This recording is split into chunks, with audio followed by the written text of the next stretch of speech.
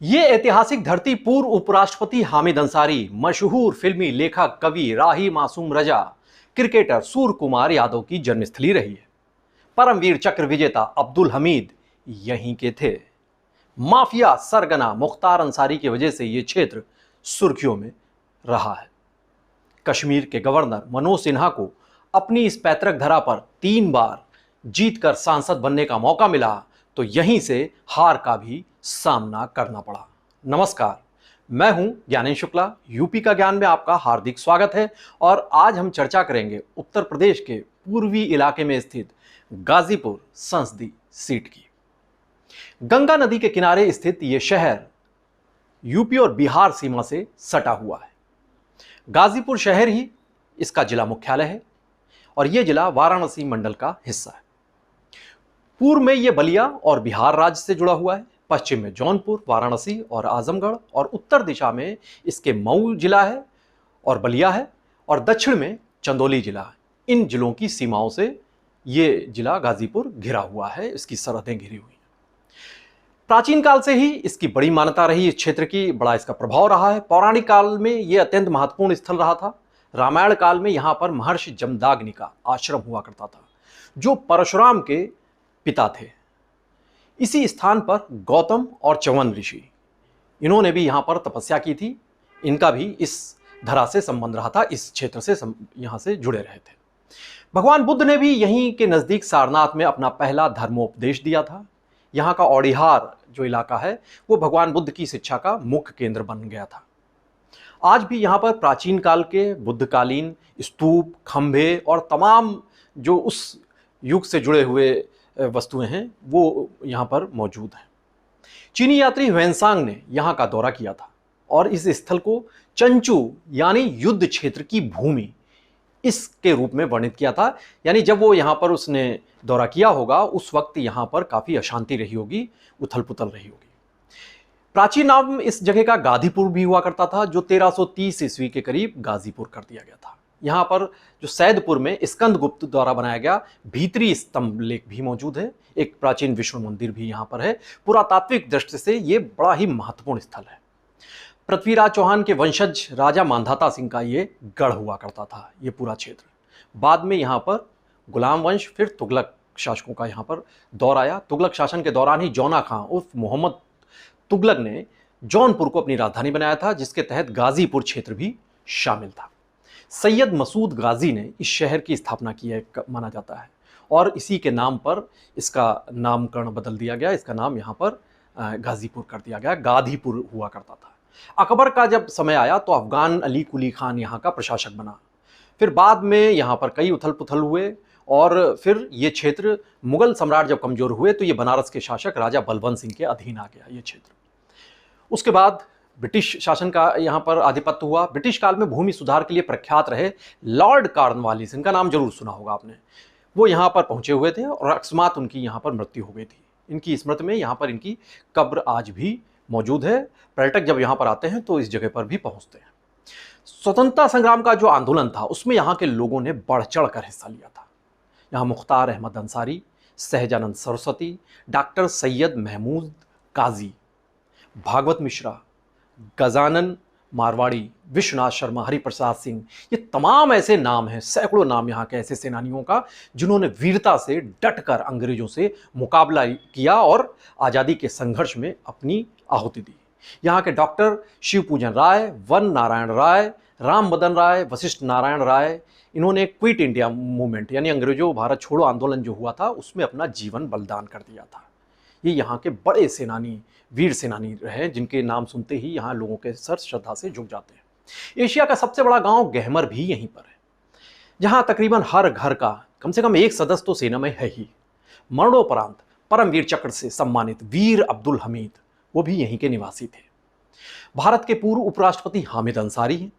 राजस्थान के राज्यपाल कलराज मिश्रा बीजेपी के दिग्गज नेता रहे हैं। केंद्रीय मंत्री महेंद्र नाथ पांडे, चंदौली से भी सांसद भी हैं। कवि और लेखक राही मासूम रजा, पूर्व कैग विनोद राय, बिरहा सम्राट विजय लाल यादव और एक्टर गायक दिनेश लाल यादव निरहुआ, पत्रकार राम बहादुर राय, क्रिकेटर सूर्य कुमार यादव, ये तमाम शख्सियत हैं जो गाजीपुर का नाम इन्होंने रोशन किया है। ये बड़ी यहाँ की हस्तियाँ मानी जाती हैं। यहाँ के धार्मिक स्थलों की भी बात करते हैं तो यहाँ पर करहिया का ठाकुर बाबा मंदिर, चकेरी धाम और महाहर धाम, कामाख्या धाम मंदिर, मौनी धाम, पौहारी बाबा आश्रम, ये तमाम ऐसे स्थल हैं जो श्रद्धा के बड़े केंद्र हैं, जहाँ पर बड़ी तादाद में श्रद्धालु यहाँ पर आते हैं। यहाँ पर गंगा के किनारे कई घाट स्थित हैं, बहुत सारे घाट हैं यहाँ पर, और इन्हीं घाटों की वजह से इसको छोटा काशी या फिर लहुरी काशी के नाम से भी जाना जाता है। यहाँ पर एक स्टेडियम भी है, पूर्व प्रधानमंत्री जवाहरलाल नेहरू के नाम पर इसका नाम जवाहरलाल नेहरू स्टेडियम है, और ये खिलाड़ियों के लिए पवित्र स्थल के समान है। अब बात करते हैं इस क्षेत्र के विकास और उद्योग धंधों की। इस जिले में गुलाब का इत्र, गुलाब जल, वो अत्यधिक मशहूर रहा है।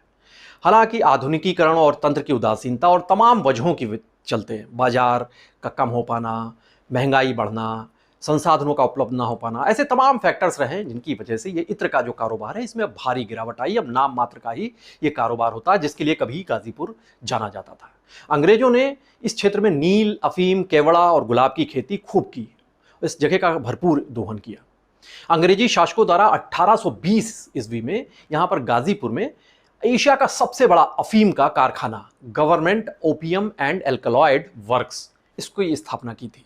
एशिया का सबसे बड़ा कारखाना था अफीम बनाने का, और यहाँ से जो अफीम तैयार होती थी उसकी खेप बंगाल की खाड़ी के जरिए होते हुए ये चीन भेजी जाती थी। तमाम बाहर के मुल्कों में अंग्रेज भेजा करते थे।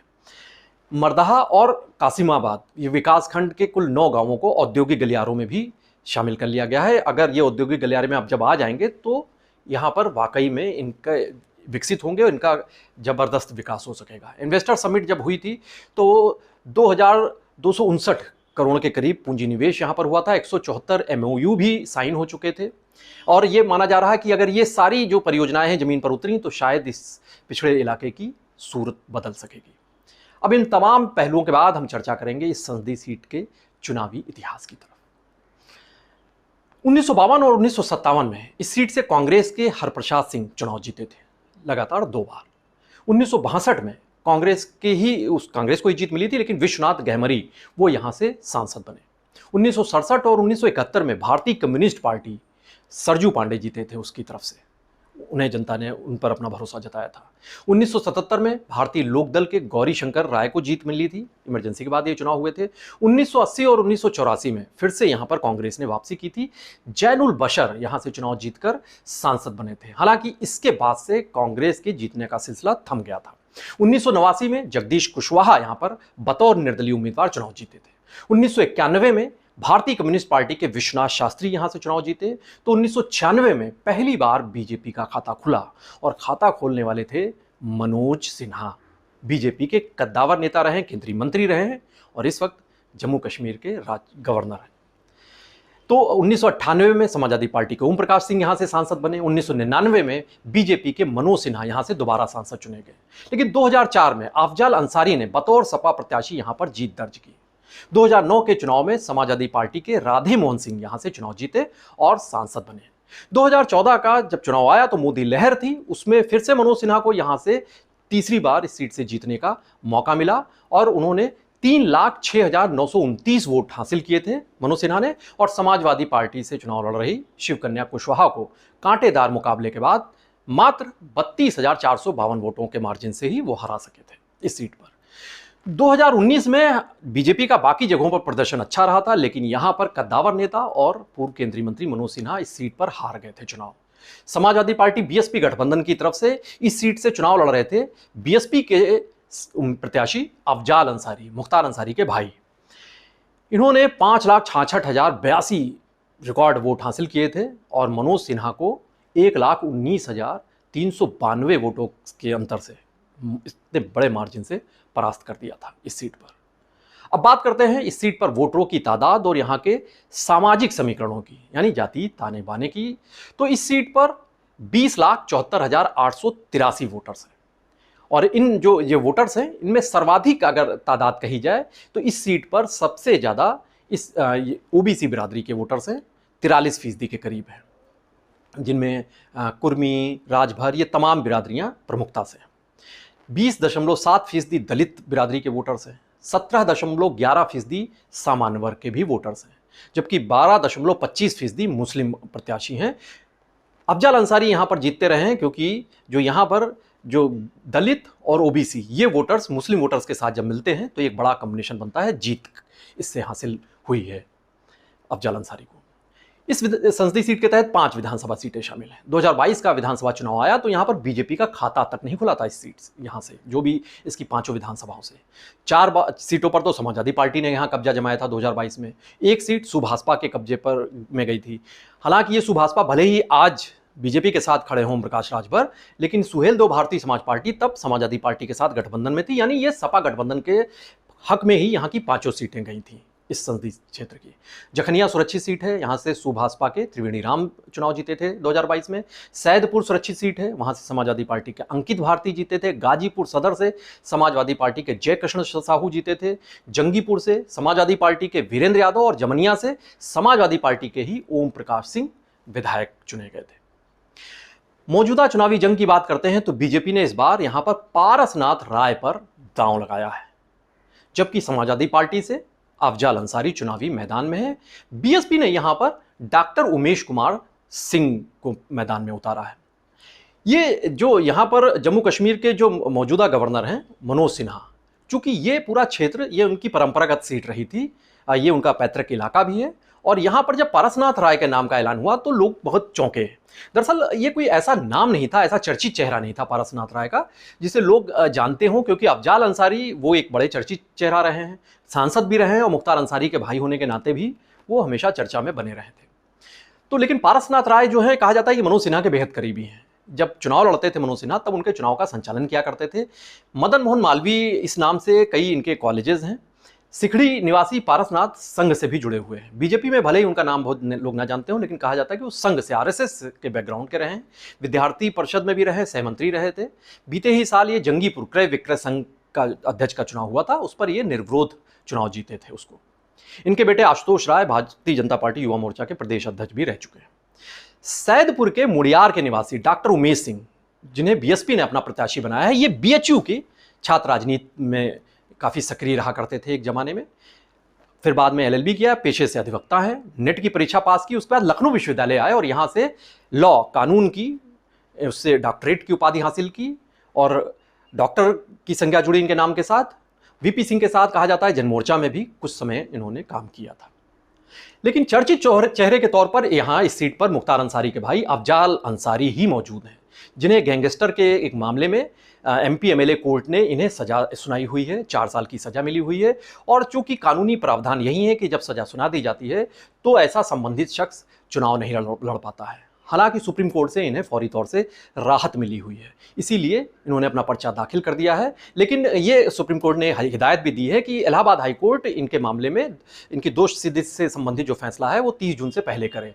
तो अफजल अंसारी का जो पूरा खेमा है वो भी यही चाहता है कि ये जो भी फैसला आए वो कम से कम 1 जून के बाद आए, तब यहाँ पर इस सीट पर वोटिंग हो चुकी होगी। तो अब जो भी फैसला आएगा उसके हिसाब से फिर वो आगे की उनका खेमा कार्रवाई करेगा, कवायद करेगा। हालांकि एहतियात के तौर पर इन्होंने अपनी बेटी नुसरत अंसारी, उनको भी चुनाव मैदान में उतार दिया है, उन्होंने भी नामांकन कर दिया है, जिससे कोई अड़चन ना आने पाए। मान लीजिए कि इनको लग रहा था कि अगर कहीं इनकी उम्मीदवारी में कोई संशय होगा, कोई अवरोध आ जाएगा, तो फिर उनकी बेटी चुनावी मैदान में आ जाएगी, कम से कम एक सदस्य इनके परिवार का चुनाव लड़ेगा। इस परिवार ने जेल में बंद जो माफिया मुख्तार अंसारी की मौत के बाद जो हालात यहाँ पर हुए हैं, उसकी सहानुभूति को भी हासिल करने का एक उसकी भी रणनीति बनाता हुआ ये पूरा परिवार दिखाई दिया, उस पर भी इन्होंने खासा फोकस किया है। बहरहाल वीरों की इस धरती गाजीपुर में चुनावी संग्राम बेहद जटिल है, कड़ा है और कांटेदार का बन चुका है। जाति गोलबंदी को अगर देखें तो ये चरम पर जा पहुंची है।